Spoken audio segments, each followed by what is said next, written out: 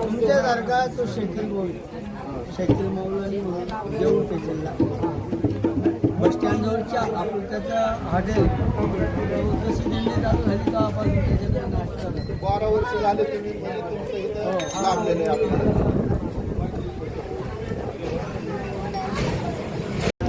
प्रेममूर्ती संत मीराबाई वारकरी शिक्षण संस्था एरंडोल आयोजित सद्गुरू मोठे बाबा पायी दिंडी सोहळा दरवर्षी सालाबादाप्रमाणे याही वर्षी आमच्या करमाळा नगरीमध्ये आझाद गॅरेजचे मालक समित भाई हे दरवर्षी न पाहे याती कुळाचा विचार याचा आदर्श डोळ्यासमोर घेऊन ज्ञानोबारायांच्या सांगण्याप्रमाणे जात वीत गोत कुळ शिळ मात भजे का त्वरित भावनायुक्त त्यांच्या मनामध्ये भगवंताविषयी जो भाव आहे तो भाव त्यांनी या ठिकाणी दाखवून दिलेला आहे.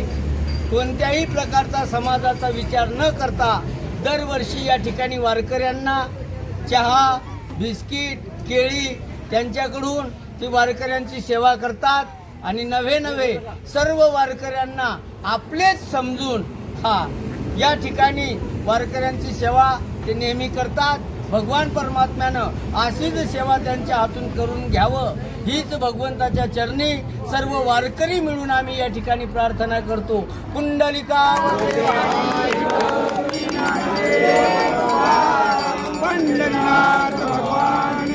संत कबीर महाराज की जय.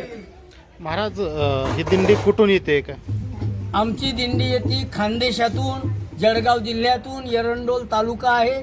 एरंडोल तालुक्यातून आमचा दिंडी सोहळा निघतो आणि या ठिकाणी दरवर्षी दादांकडनं या ठिकाणी वारकऱ्यांची सेवा केली जाते. श्री क्षेत्र जळू ते श्री क्षेत्र पंढरपूर पायी दिंडी सोहळा या ठिकाणी दरवर्षी येतो आणि दादांकडनं वारकऱ्यांची सेवा घडते. कारण की ज्ञानोबारायांनी जसं 18 पगड जाती एकत्र केल्या, कोणत्याही छत्रपती शिवाजी महाराज असतील 18 पगड जाती एकत्र करून तोच आदर्श आमचे आझाद मोटर गॅरेजचे मालक यांनी दाखवला आणि अंतकरणापासून ते वारकऱ्यांवर प्रेम करतात. 12 वर्षे पूर्ण झाले. एक तपपूर्ती सोहळा आज त्यांनी या ठिकाणी साजरा केलेला आहे. महाराज हे दिंडी कुठल्या महाराजांच्या कुठल्या संतांच्या नावाने? आळंदी शिक्षण संस्थेचे अध्यक्ष होते वैकुंठवासी सद्गुरू मोठे बाबा विठ्ठल महाराज चौधरी. जेव्हा बाबांचं वैकुंठ गमन झालं तेव्हापासून आम्ही ठरवलं श्री क्षेत्र जळू ते श्री क्षेत्र पंढरपूर सद्गुरू मोठे बाबा पायी दिंडी सोहळा सुरुवात करायचा. तर आज 14 वर्षे पूर्ण झाले. 14 वर्षापासून सद्गुरू मोठे बाबांच्या नावानं हा दिंडी सोहळा सुरुवात झालेला आहे. नवे संत मीराबाईच्या नावानं एरंडोल शहरामध्ये आमची प्रेममूर्ती संत मीराबाई वारकरी शिक्षण संस्था आहे. असे अनाथ लेकरं आमच्याकडे शिकायला आहेत की कुणाला आई आहे वडील नाही, वडील आहे आई नाही, कुणाला आई नाही वडीलही नाही. एवढंच नाही, बऱ्याच महाराज लोकांच्या संस्था आहेत पण एक मुलाकडनं 25,000 30,000 रुपये फी घेतली जाते. पण आमच्या संस्थेमध्ये 1 रुपया फी न घेता या लेकरांना शालेय शिक्षण व आध्यात्मिक शिक्षण मोफतमध्ये दिलं जातं. त्या संस्थेच्या मार्फत हा दिंडी सोहळा चालत असतो. महाराज हा जो दिंडी सोहळा आहे हा म्हणजे आता ह्या आषाढी वारीसाठी तिथून कधी प्रस्थान झालेला आहे? आम्ही 23 तारखेला दिंडीचं प्रस्थान झालं. किती 24 तारखेला किती मुक्काम असतात ते? पंढरपूर 23 दिवस लागतात पंढरपुरापर्यंत जायला. बरं, काय सांगाल ज्या त्या ठिकाणी जे आपलं स्वागत होतं किंवा ज्या ठिकाणी आपल्याला मुक्कामाची सोय होते, विविध जाती धर्माचे लोक भेटत आहेत, कसं वातावरण कसं वाटतं? चांगल्या प्रकारे लोकांनी आमच्या दिंडीतल्या वारकऱ्यांची चांगल्या प्रकारे व्यवस्था केलेली आहे. गरिबीतला जरी माणूस असेल पण उदार अंतकरणानं गुलाबजाम जिलेबी चांगल्या प्रकारचं पंचपक्वान्नाचं भोजन आमच्या वारकऱ्यांकरता लोक सेवा करतात, खाऊ घालतात. नवे आमचे सर्व कार्यकर्ते मंडळी उत्कृष्ट वारकऱ्यांना चांगल्या प्रकारे व्यवस्था कशी होईल हीच आमच्या सर्व कार्यकर्त्यांची तळमळ असती. त्यातल्या त्यात स्वयंपाकाकरता आम्ही स्पेशल आचार्य आणलेला असतो, आमचे अरुण महाराज लोणीकर.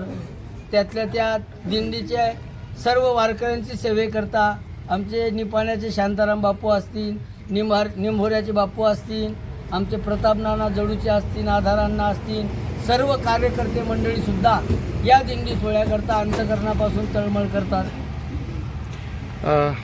या ठिकाणी एक 12 ते 13 वर्ष झालं या ठिकाणी आपण वारकऱ्यांची इथं स्वागत करतात दिंडीचं, काय सांगा? आम्ही ज्या गल्लीत राहिलो, सावंत गल्लीत, आम्हाला स्वर्गीय सुभाष अण्णा सावंत यांची आम्हाला पहिल्यापासूनच शिकवण आहे की आम्हाला तिथं जात भेद आम्हाला आमच्या गल्लीत कवा जाणवलीच नाही, की ही हिंदू मुस्लिम ही आम्हाला सावंत गल्लीत ही आम्हाला भासच नाही झाला आम्हाला कवा.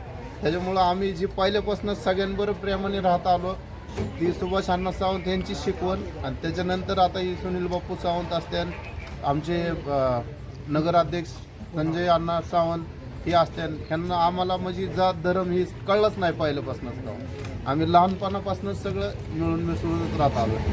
सध्या महाराष्ट्रामधलं वातावरण जर पाहिलं तर कुठं हिंदू मुस्लिमचं वातावरण खूप मोठ्या प्रमाणात पेटताना दिसून येतं. 12 वर्षे आमच्या म्हणजे ह्यांचे लाभले, आमचं नशीब म्हणावं लागेल की हे आमच्या इथं येतात आणि त्यांची सेवा करायचा आम्हाला मोका देतात.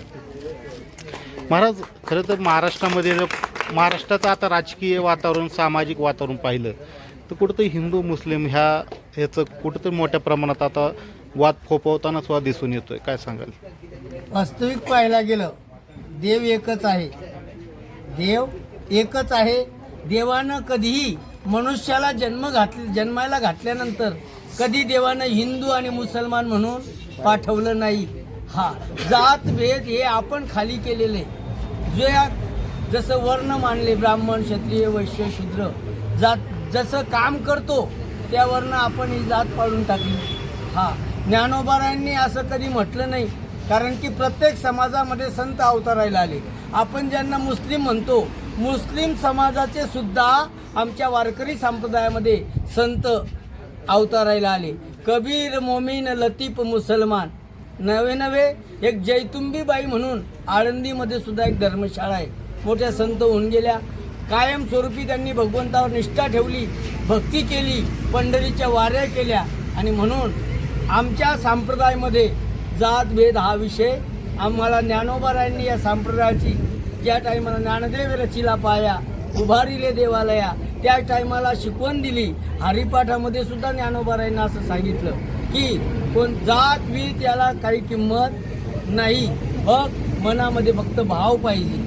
जिथे भाव असतो तिथे देव असतो, आणि तोच भाव आमच्या समित दादांच्या मनामध्ये आहे, आणि तोच भाव मनामध्ये धरून ते वारकऱ्यांची सेवा करतात. चला चालत राहा.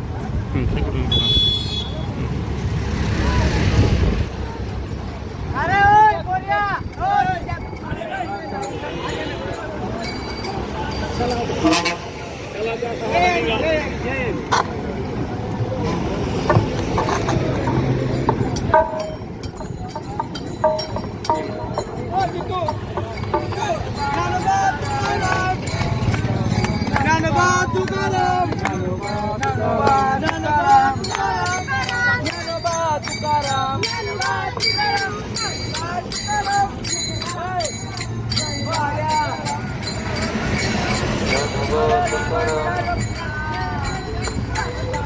ज्ञानोबा तुकाराम, ज्ञानोबा तुकाराम, ज्ञानोबा तुकाराम, ज्ञानोबा तुकाराम, ज्ञानोबा तुकाराम, ज्ञानोबा तुकाराम, ज्ञानोबा तुकाराम, ज्ञानोबा तुकाराम, माऊली ज्ञानोबा तुकाराम, ज्ञानोबा तुकाराम, ज्ञानोबा तुकाराम, ज्ञानोबा तुकाराम, ज्ञानोबा तुकाराम, ज्ञानोबा तुकाराम.